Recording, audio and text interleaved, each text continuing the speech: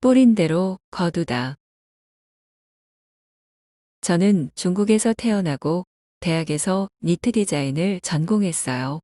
회사에 다니던 중 지금의 남편을 만나게 되었고 같이 일하면서 서로 좋아하게 되었지요. 처음에는 양쪽 부모님께서 많이 반대했지만 그래도 2004년에 결실을 맺어 결혼을 하게 되었어요. 한국에 온 지는 벌써 17년이라는 시간이 흘렀고 세월이 참 빠르다는 생각이 들어요. 아들은 고등학생이 되었고 이 모든 것이 꿈만 같다는 생각이 들 때가 가끔 있어요. 결혼하기 전에는 저 역시도 누군가의 귀한 딸이기에 우아하고 귀하게 자랐어요. 결혼을 하자마자 덜컥 임신을 하게 되었고 한국말이 서투르다 보니 할 수 없이 시어머니와 함께 시골에서 살았어요. 남편의 직장은 서울에 있고 주말에나 만날 수 있었어요. 그러다 보니 임신 중에 먹고 싶은 것이 많았지만 말도 꺼내기 어려웠고 시어머니는 한글을 잘 모르시기에 서로가 많이 답답했어요. 그 시기에는 모든 것이 낯설고 힘들었던 것 같아요. 임신한 지 7개월이 되었을 때 배가 지속적으로 아프고 출혈이 있어 의정부 성모병원에서 진료를 보고 제왕절개 수술을 하게 되었어요. 아이가 예정보다 일찍 나오게 되었고 몸무게가 1.65kg밖에 안 되는 아주 작은 아이였어요. 어쩔 수 없이 바로 인큐베이터에 들어가게 되었죠. 아이를 낳고 2주 후에 퇴원을 했지만 작디 작은 아이는 계속해서 의정부 성모병원에 머무르게 되었어요. 아이를 위해서 모유 수유를 하는 것으로 결정하고 집에서 모유를 짜고 매일같이 철원에서 의정부 성모병원까지 왕복 4시간씩 버스를 타고 모유 배달을 했어요. 몸조리도 하지 못하고 그때만 생각하면 아직도 눈물이 나네요. 2달 후 아이가 괜찮아졌다는 이야기를 듣고 집으로 데리고 와서 100일이 지난 후에 우리 가족은 서울로 이사를 오게 됐어요. 서울로 이사 후 다문화센터에서 한국어와 컴퓨터를 배우고 다양한 프로그램에 참여하게 되었어요. 정신없이 공부하다 보니 시간이 너무 빨리 가는 것 같더라고요. 어느새 아이가 훌쩍 커 어린이집에 보내게 되고 그동안 하지 못했던 사회생활을 위해 결혼 이주여성센터에 취직하여 중국어와 다문화 강사를 하게 되었어요. 아이가 유치원을 다니던 때에 유치원 선생님께서 초등 입학유보를 제안하더라고요.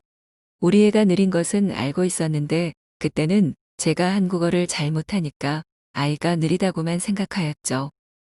그 제안을 거절하고 초등학교에 입학을 시켰어요. 그런데 시간이 갈수록 또래 친구와 차이가 많이 나더라고요. 담임 선생님께서 검사를 받아보는 것을 제안하였어요. 아이와 함께 병원에 가서 검사를 받았고 그 결과 자폐라는 진단이 내려졌어요. 자폐라는 단어가 저에게는 너무나 낯설었고 아이의 장애를 알고 난 뒤는 그야말로 폭탄을 맞은 기분이 따로 없었죠. 혹시 몰라 다른 병원에 가서 검사를 받아보았지만 결과는 똑같았어요. 도대체 왜 이런 일이 나에게 일어났나에 대한 질문을 스스로 수도 없이 던져보고 하나님을 원망하기도 하였죠. 솔직히 아이가 안쓰럽다는 생각보다 내 인생이 끝났다는 이기적인 절망감이 먼저 다가왔었음을 이 자리를 빌어 부끄럽지만 고백해보네요. 앞으로 나는 어떻게 해야 하죠? 철없고 못난 어미는 이제 세상 사람들과는 다른 인생을 살아야 하는구나. 그 소외감에 정말 바다에라도 끼어들고 싶었던 적이 한두 번이 아니었어요. 그냥 중국으로 도망갈까? 라는 갈등도 생겼었어요. 하지만 고난잠에 빠져있던 아이의 어여쁜 얼굴을 보면 마음이 너무 아팠어요. 어미에게 천사같이 기대어 잠든 아이를 모른 채 할 수 없었고 좋아하던 강사 일을 그만두고 아이의 치료를 위해 열심히 찾아다니기 시작했어요. 치료를 받으러 다니면서 많은 장애 부모를 만나게 되었고 나보다 더 잘난 사람도 더 많이 배운 사람도 더 부자인 사람들도 같은 장애 부모로서 살아가고 있다는 것을 알게 되었죠. 서로를 위로하고 조언과 정보를 교환하며 아이가 좋아질 수 있는 모든 치료 프로그램을 다 해본 것 같아요. 치료센터에 다닐 때마다 진단서를 끊으려고 장애 등록을 해야 하는지를 물어보고 장애 등록을 하면 치료에 대한 혜택도 받을 수 있다고 하더군요.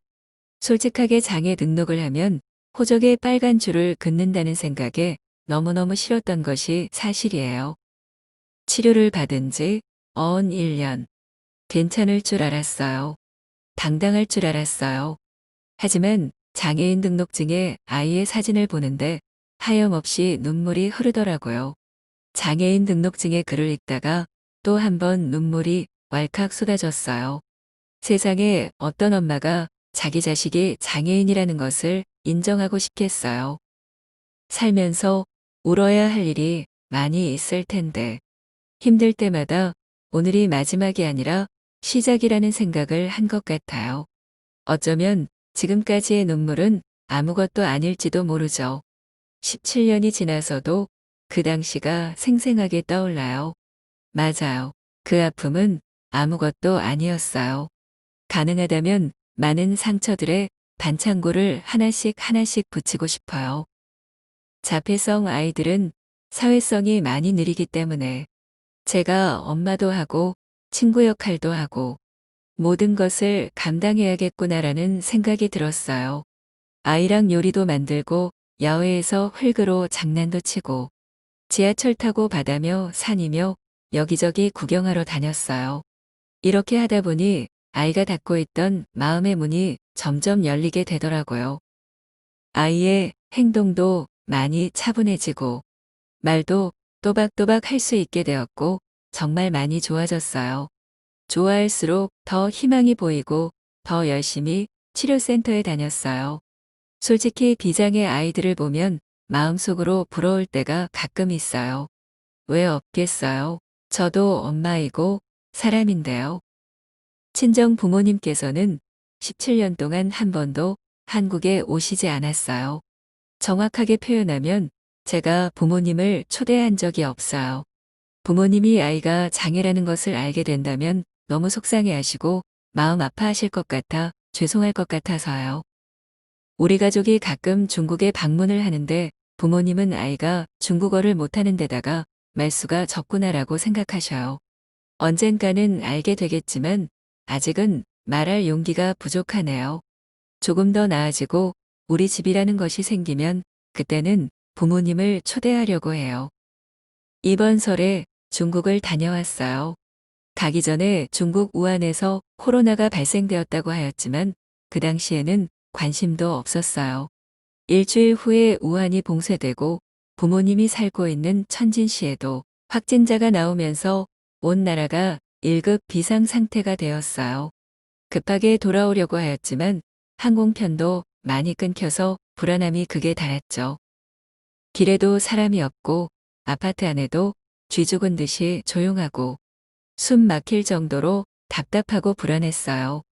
마스크도 품절 행진이 이어지고 대중교통이나 택시도 운영이 중지된 상태였어요. 불안한 마음에 계속 한국으로 오는 날만 기다린 것 같아요. 2월 5일 출국 전날 대한항공에 전화를 해보니 정상 운영하고 있다고 하여 마음이 조금은 놓였어요. 엎친 데 덮친 격으로 우리 가족을 공항으로 데려다 주기로 했던 친오빠가 입출입 봉쇄로 공항까지 갈 수 있는 방법이 사라져서 불안감과 걱정이 앞을 가렸어요. 하지만 하늘이 무너져도 솟아날 구멍이 있다는 말이 뱉듯 친구가 전화로 내일 어떻게 가느냐며 공항까지 데려다 줄 수 있다는 말을 듣고 얼마나 고맙고 눈물이 앞을 가리던지. 솔직히 다들 무서워하고 피하기 급급한 분위기였고 잘못 전염되면 사망까지 다다를 수 있는 상황에 우리 가족을 위해 공항까지 바래다 주겠다는 친구의 마음은 아직도 감사하고 또 감사한 마음뿐이네요. 공항에 도착하여 긴장되는 분위기 속에 검사도 엄격하게 진행되더라고요. 한국에 도착할 때까지 마스크를 착용하고 도착해서도 열체크와 주소지를 적고 어플리케이션을 통해 14일간 자가격리를 하도록 지시받았어요. 불행 중 다행으로 집에 무사히 도착하였고 중국에서 돌아온 짐은 모두 소독하고 생활에 필요한 마스크를 온라인에서 구매하는 것부터 했던 것 같아요. 학교와 치료실에서 잘 도착했냐는 안부 인사와 더불어 자가격리가 종료되면 올 수 있도록 하라고 하더라고요. 우리 아이의 중학교 졸업식이었는데 참여도 못하고 너무 아쉬울 따름이었어요. 자가격리 기간에는 매일 TV와 휴대폰을 보며 지내는 와중에 며칠 만에 지쳐가더라고요. 아이와 자가격리를 조금 더 재미있게 보낼 수 있는 방법을 찾아보자 해요. 아이가 좋아하는 간식을 만들기 위해 TV나 핸드폰으로 영상을 보면서 천천히 조금씩 따라하게 되었어요. 자가격리 2주 기간 동안 우리 가족은 아주 많이 뿌듯했어요. 자가격리 기간이 그냥 버려지는 시간이 아닌 아이에게 맞는 학습지를 시켜 하루 한 장씩 공부를 하고 다 풀고 나면 작은 소원을 하나씩 들어주는 것으로 간식을 만들게 된 것이었거든요. 무사히 자가격리는 지나갔지만 2월 말부터는 코로나가 유행하기 시작했어요. 학교 개학 날짜는 계속해서 밀리고 우리 아이는 계속 집에서 학습지를 풀고 맛있는 것을 만들어 먹다 보니 살만 찔 수밖에 없더라고요. 그래도 우리 아이가 학습지를 5권이나 풀었어요. 저 역시도 집에서 마냥 쉬는 것이 아니라 온라인에서 창업 관련 강의를 듣고 나름의 성과를 만들었어요. 우리 아이를 데리고 사는 동안 반드시 다르게 키우고 더 올바른 방향으로 인도하는 것이 부모들의 역할이라고 생각해요. 제가 아이보다 일찍 세상을 떠나게 된다면 아이가 어떻게 혼자 잘 살 수 있는지에 대해서 고민을 많이 하게 되더라고요. 그래서 저는 기본적인 집안일, 간단한 살림, 간단한 요리들을 다 조금씩 반복하면서 가르치고 있어요. 앞으로 고등학교 졸업 후 일자리를 찾는 것에 대해 장애인 부모회, 장애인 카페, 장애인 기관 등을 이용하면 많은 취업 정보가 있을 거라고 생각돼요. 저는 남편과 상의하여 2년 후 같이 분식점을 차려보려고 해요. 그래서 저는 한식 자격증도 취득했답니다. 저와 함께 꾸준한 연습을 통해 지금은 아이가 장보기 훈련, 야채 썰기 등 간단한 요리를 할 수 있게 됐어요. 뿌린 대로 거둔다. 저는 이 말을 믿고 있어요. 우리 아이를 통해 제가 다른 길을 많이 걸어왔는데 그래도 아이에게 너무 감사해요. 아이가 있어서 엄마가 살 수 있는 용기도 생기고 우리가 함께 하루하루 열심히 살아야 미래에 내 모습도 행복해질 수 있을 것 같아요. 코로나가 하루빨리 끝났으면 좋겠어요. 코로나가 끝나면 우리 아이를 데리고 여기저기 구경도 하고 요리 체험 프로그램도 많이 참가하려고요. 그날이 빨리 올 수 있기를 기원하고 사회적 거리 두기와 자기 위생 관리를 철저하게 할 필요성이 있다고 생각해요. 우리 모두 힘내요. 대한민국 응원합니다.